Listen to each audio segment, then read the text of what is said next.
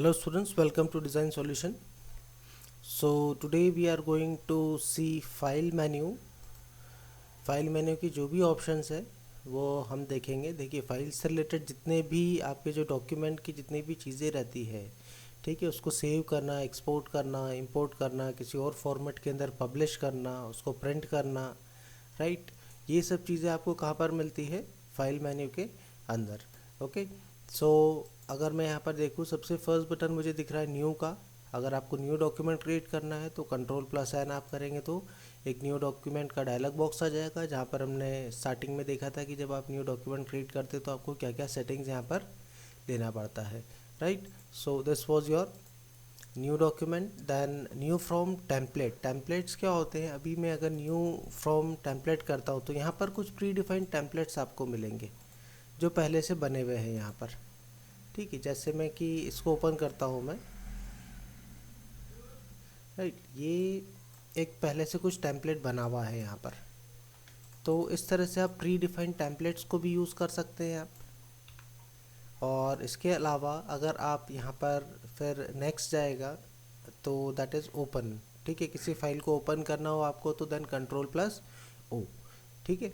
Then next आ रहा है इसमें open for from cloud. Open from cloud, cloud services मैंने आपको बताई है क्या होता है, ठीक है। अगर आपने कोरल की क्लाउड सर्विसेज लेके रखी, देखिए जब आप कोरल का सब्सक्रिप्शन लेते तो उसके साथ में आपको एक क्लाउड सर्विसेज भी मिलती है, ताकि आप आपकी फ़ाइल जो है, मान लीजिए आपने कोई सी फाइल क्रिएट करी है और आपने उसको क्लाउड के ऊपर सेव किया है, तो आपको अगर मान लीजिए आप कहीं और जा रहे हैं, दूसरी सिटी में जा रहे हैं, कहीं किसी और काम से जा रहे हो और आपका लैपटॉप आपके पास में है, तो आपको वो फाइल को ले जाने की ज़रूरत नहीं है आपके लैपटॉप में। आप सिंपली आप क्लाउड के ऊपर से जाकर उसको फाइल को ओपन कर सकते हैं कहीं भी, किसी भी लोकेशन से।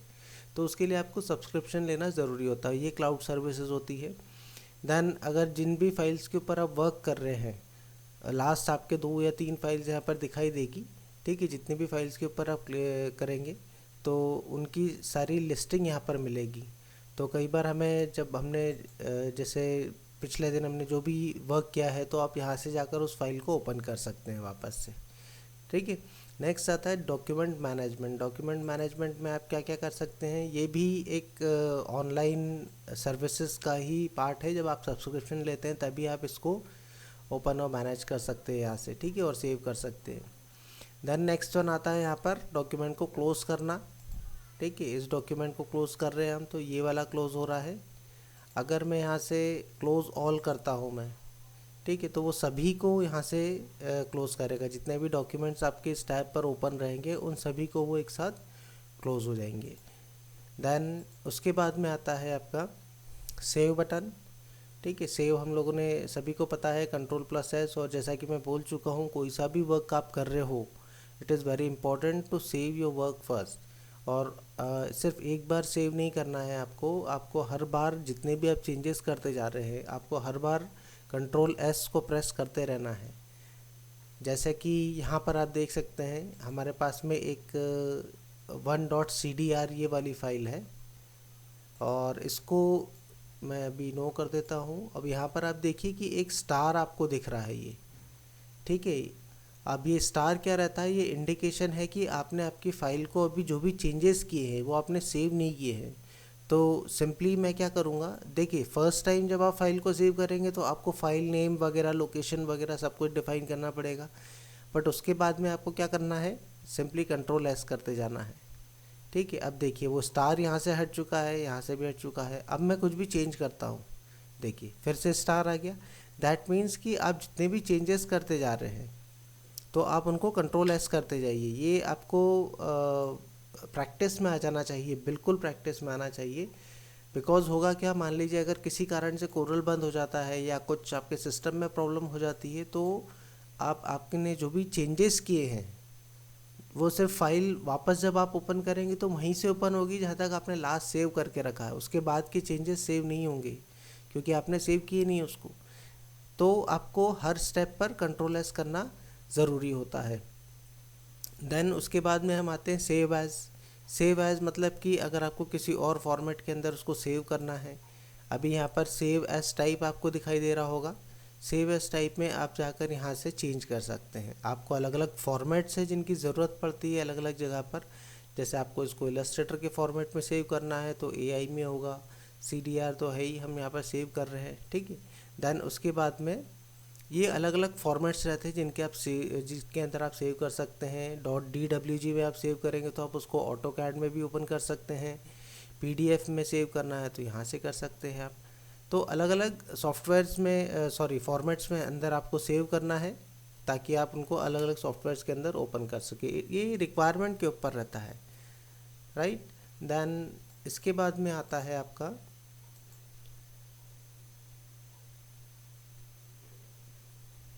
Save to cloud, right. अगर भी हमने यहाँ से देखा था ओपन फ्रॉम क्लाउड, तो सेम मैंने आपको बताया था कि अगर आपने क्लाउड के ऊपर कुछ सेव करके रखा है तो आप उसको यहाँ से डायरेक्टली सेव कर सकते हैं और ओपन कर सकते हैं। उसके लिए आपको क्लाउड की सर्विसेज होना ज़रूरी है।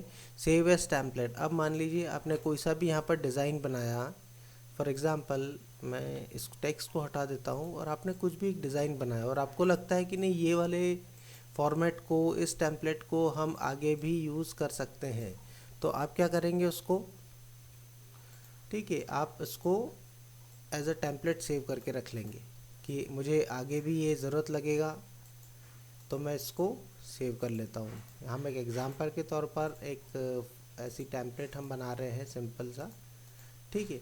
अब मान लीजिए आपने ऐसा इसको सेव किया और आपको इसको फर्दर यूज़ के लिए आप क्या कर सकते हैं, इसको आप फाइल में जाकर इसको सेव एज टेम्पलेट कर सकते हैं। सेव एज टेम्पलेट में आप यहाँ पर उसको नाम दे दीजिए। मैंने इसको V1 नेम दिया और इसको हम सेव कर देते हैं, राइट।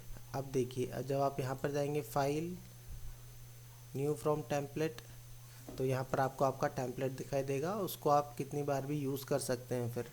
तो टेम्पलेट्स बहुत ही यूज़फुल होते हैं, ध्यान रखिए। जब आप एक जैसा कई बार वर्क होता है जहाँ पर आपको जिन चीज़ों की ज़रूरत पड़ती है तो आप उन टेम्पलेट्स को सेव करके रख सकते हैं।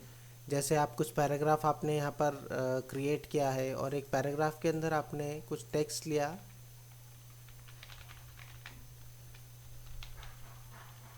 जैसे रैंडमली मैं टेक्स्ट यहाँ पर इंसर्ट कर रहा हूँ मैं, ठीक है। अब मान के चलिए आपने एक पैराग्राफ की सेटिंग की है यहाँ पर,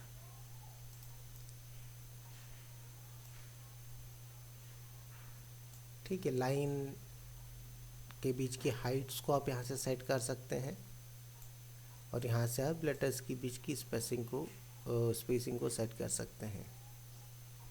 तो अब मान के चलिए आपको ऐसा लगता है कि नहीं ये वाला फॉर्मेट है जिसको हम बाद में भी यूज़ कर सकते हैं, मीन्स इन्हीं सेटिंग्स को आप बाद में भी यूज़ कर सकते हैं, तो आप क्या करेंगे, इसको सेव एज टेम्पलेट कर लेंगे यहाँ पर, राइट। अब यहाँ पर जैसे मान लीजिए आपका बहुत बड़ा डॉक्यूमेंट है, आपने एक ये टेक्स्ट लिया है, अभी हमने सेव किया था तो ये पूरा सेव हुआ था, बट अब मुझे ये चाहिए कि इस डॉक्यूमेंट के अंदर जो ये फ्रेम है, टेक्स्ट की फ्रेम है, इसी फ्रेम को मुझे सेव करना है सिर्फ। तो मैं क्या करूँगा, इस फ्रेम को मैंने सिलेक्ट किया और मैं करूँगा file, then save as template. और सेव एज टेम्पलेट जब आप करेंगे ये डायलॉग बॉक्स आपके पास में आएगा, तो आपको यहाँ पर एक ऑप्शन मिलेगा, that is selected only. Document के ऊपर जो भी चीज़ सिलेक्ट होगी, जो भी ऑब्जेक्ट सिलेक्ट है, जो भी टेक्स्ट सिलेक्ट है, सिर्फ वो ही सेव होगा। यहाँ पर पूरा डॉक्यूमेंट नहीं सेव होगा। मैं इसको V2 दे देता हूँ नेम और इसको मैं सेव कर देता हूँ मैं, ठीक है। कैटेगरीज़ वगैरह आप यहाँ से डिफ़ाइन कर सकते हैं। जब आप थोड़ा ज़्यादा काम करेंगे तो आप एक तरीके से यहाँ पर एक कैटेगरी बना भी सकते हैं, आपकी खुद की कैटेगरी, कि मुझे टेक्स्ट के लिए इसको बनाना है, तो आप इजीली उसको यहाँ पर सेव कर सकते हैं। अभी हम इसको सिर्फ सेव कर रहे हैं, राइट। अब मैं एक न्यू डॉक्यूमेंट लेता हूँ यहाँ पर और इस न्यू डॉक्यूमेंट को मुझे क्या करना है, फाइल में जाकर मैं एक न्यू फ्रॉम टेम्पलेट लेता हूँ और ये रहा मेरा यहाँ पर टेम्पलेट, राइट। तो यही सेटिंग्स आपकी सेम यहाँ पर ओपन हो जाएगी, तो आपको हर बार उनको करने की ज़रूरत नहीं है। देन उसके बाद में आता है आपका रिवर्ट चेंजेस क्या होता है, जैसे आपने यहाँ पर कुछ चेंजेस किए हैं और आप जाकर उसको, फॉर एग्जांपल मैंने चेंज किया, अब देखिए यहाँ पर रिवर्ट का ऑप्शन यहाँ पर ऑन हो गया। अब इस रिवर्ट के ऑप्शन को हम क्या करेंगे, यहाँ पर इस रिवर्ट के ऑप्शन को जस्ट मिनट, थोड़ा सा नॉइस हो रहा है पीछे तो इसलिए मैं रुका हुआ हूँ। इस रिवर्ट के ऑप्शन का मीनिंग ये होता है कि आपने जो भी लास्ट चेंजेस सेव किए हैं उनको आप हटा देंगे। तो आपने जहाँ तक फाइल को लास्ट सेव किया था उस फाइल के हम लोग यहाँ पर उसको टेम्पलेट को एज अ सेव कर सकते हैं और उसको ओपन कर सकते हैं। सॉरी, हम लोग थे रिवर्ट के ऊपर। रिवर्ट पर जब आप जाएंगे, रिवर्ट में आप जब भी करेंगे तो जो भी लास्ट सेव, जहाँ तक भी आपने सेव किया है वहाँ तक आपकी फ़ाइल आपको मिल जाएगी। जैसे मैंने इसको ओके किया तो देखिए वो जो फ्रेम हमने बनाई थी उसको मैंने सेव नहीं किया था। तो एक बात हमेशा ध्यान रखिए कि जब भी आप यहाँ पर रिवर्ट गलती से करते हैं, ठीक है, तो ध्यान रखिए कि आपने जो चेंजेस है आपके सारे वो लॉस्ट हो जाएंगे। कई बार हमें रिवर्ट करने की ज़रूरत पड़ती है कि हम फाइल को लास्ट जहाँ तक हमने सेव किया है हम वहीं से उसको ओपन कर लें। तो ये रिवर्ट ऑप्शन होता है। एक्वायर इमेज स्कैनिंग वगैरह के लिए यूज़ किया जाता है। आपके पास में स्कैनिंग होना चाहिए, स्कैनर होना चाहिए। देन फाइल को इंपोर्ट करना, किसी और फाइल को आपको इंपोर्ट करना, मैं यहाँ से इंपोर्ट को यूज़ करता हूँ। ठीक है, आप कोई भी फाइल को आप इंपोर्ट कर सकते हैं। ठीक है, जैसे अगर मैं चाहूँ, मेरे पास में एक ये कोरल की फाइल है, ठीक है,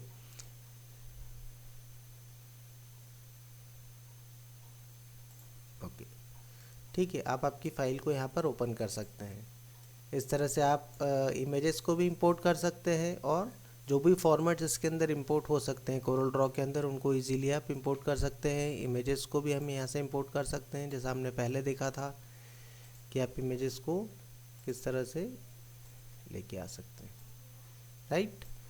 ये आपका इंपोर्ट ऑप्शन है। देन उसके बाद में आता है एक्सपोर्ट ऑप्शन। अगर मुझे इसको एक्सपोर्ट करना है किसी दूसरे फॉर्मेट के अंदर, राइट, तो मैं क्या कर सकता हूँ यहाँ से एक्सपोर्ट फॉर। अब देखिए यहाँ पर सबसे पहले तो एक्सपोर्ट ले लीजिए आप। एक्सपोर्ट में आपको यहाँ पर वैसा ही यूज़ करना है। किसी डॉक्यूमेंट के अंदर से आपको सिर्फ एक पार्ट, किसी पार्ट को आपको एक्सपोर्ट करना है तो देन आप यहाँ पर सिलेक्टेड ओनली को सिलेक्ट करेंगे। पूरे डॉक्यूमेंट को अगर आपको एक्सपोर्ट करना है तो इसको आपको करने की ज़रूरत नहीं है, लेकिन अगर मुझे सिर्फ सिलेक्टेड को करना है तो मैं इसको ऑन कर दूंगा। और यहाँ से आप जिस भी फॉर्मेट में आप फाइल को सेव करना चाहते हैं यहाँ से आप उसको डायरेक्टली एक्सपोर्ट कर दीजिए फाइल को। ठीक है, काफ़ी सारे इसके अंदर रहते हैं, इनकी ज़रूरत लगती है। जहाँ पर कंपनीज में अलग अलग फॉर्मेट्स के ऊपर वर्क होता है तो अलग अलग सॉफ्टवेयर्स के लिए आपको ज़रूरत पड़ती है। तो उनमें वो रिक्वायरमेंट रहती है कि आप उसी फॉर्मेट के, आप जैसे आपको ऑटो कैड के अंदर अगर इस फाइल को ओपन करना है तो कोरल, तो आप उसको किस में .dwg के अंदर सेव करेंगे, .dxf के अंदर सेव करेंगे। तो इस तरह से आप अलग अलग फॉर्मेट्स के अंदर उसको एक्सपोर्ट कर सकते हैं फाइल को। देन उसके बाद में आता है एक्सपोर्ट फॉर। एक्सपोर्ट फॉर में आपके पास में यहाँ पर ऑफिस के लिए या वेब के लिए, वर्डप्रेस आप लोगों को मालूम है, ठीक है, एक जब आप वेबसाइट्स वगैरह, एक प्लेटफॉर्म होता है वर्डप्रेस जहाँ पर क्या वेबसाइट वेब डिज़ाइनिंग का वर्क करते हैं, मल्टीपल फाइल्स। तो ये अलग अलग चीज़ों की यूज़ के लिए आप यहाँ से एक्सपोर्ट कर सकते हैं। देन है सेंड टू। अब यहाँ पर सेंड टू के कुछ ऑप्शन है कि ब्लूटूथ फाइल ट्रांसफ़र, अगर आप इसको ब्लूटूथ के थ्रू फाइल ट्रांसफ़र करना चाहते हैं तो आप यहाँ से उसको कर सकते हैं। बट आपके जो सिस्टम है या लैपटॉप के अंदर है आपको ब्लूटूथ की फैसिलिटी होना ज़रूरी होती है, वो जैसे लैपटॉप्स में अवेलेबल रहता है। देन उसके बाद में आता है कंप्रेस जिप फॉर्मेट फोल्डर। अगर आपको यहाँ से फ़ाइल को डायरेक्ट जिप करना है तो आप यहाँ से कर सकते हैं उसको।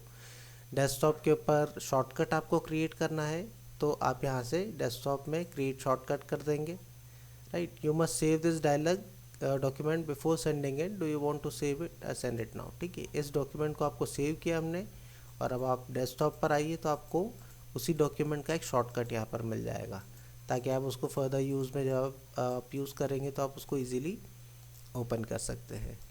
और इसी तरह से, ठीक है, documents, send to documents, then fax, recipient mail, ये सब चीज़ों के लिए आपको मालूम होगा ये सारी चीज़ें, फैक्स और मेल क्या होता है ये बताने की ज़रूरत नहीं है। तो काफ़ी सिंपल ऑप्शंस हैं जब आपको फ़ाइल को कहीं सेंड करना है।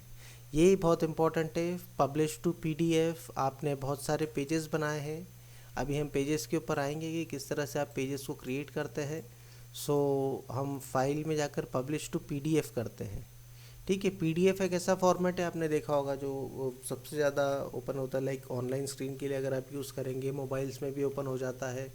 सो पीडीएफ फॉर्मेट को आप, उसका शॉर्ट फुल फॉर्म होता है पोर्टेबल डॉक्यूमेंट फॉर्मेट। तो उसके अंदर अगर आपको सेव करना है तो आप यहाँ से उसको सेव कर सकते हैं। ठीक है, देन उसको सेव करने से पहले आपको यहाँ पर एक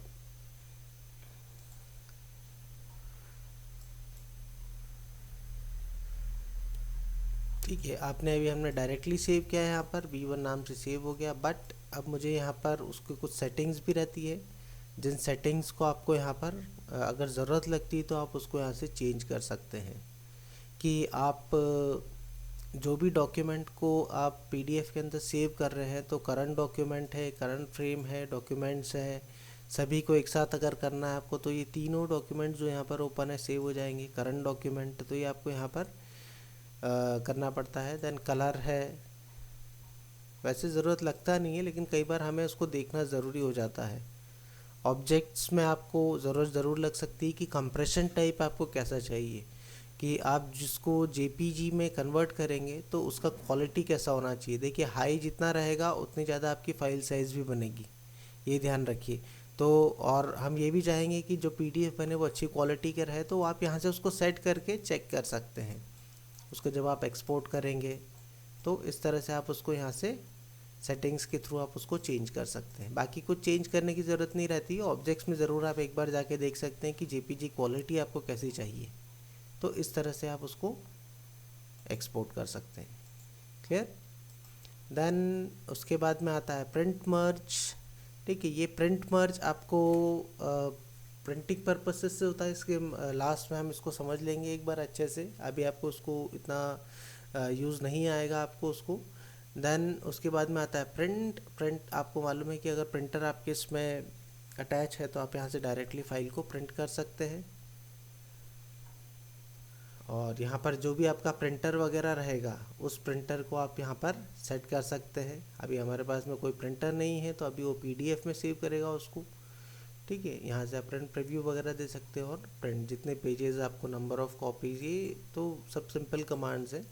देन प्रिंट प्रीव्यू, प्रिंट के पहले आपको प्रीव्यू करना है अगर, तो आप यहाँ से देख सकते हैं कि वो कैसा दिखाई देगा। तो इस तरह से आप यहाँ पर उसको देख सकते हैं। यहाँ से कुछ सेटिंग्स अगर आप करना चाहें तो वो सेटिंग्स भी आप कर सकते हैं।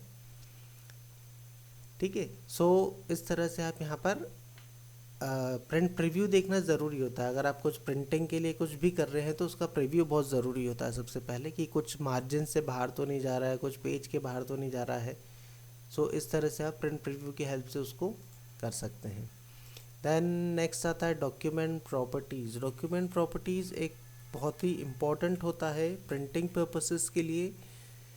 इसके ऊपर जब हम फाइनली एक बार प्रिंट के लिए जब हम फाइल प्रिपेयर करना सीखेंगे, कि आपने कुछ भी, मान लीजिए एक ब्रोशर बनाया है, एक डिज़ाइन बनाया है और आप उसको प्रिंट करवाना चाहते हैं, तो प्रिंट करने से पहले आपको किन किन चीज़ों को चेक करना चाहिए, इसके ऊपर मैं एक अलग से डॉक्यूमेंट बनाऊंगा डॉक्यूमेंट प्रॉपर्टीज़ के नाम से।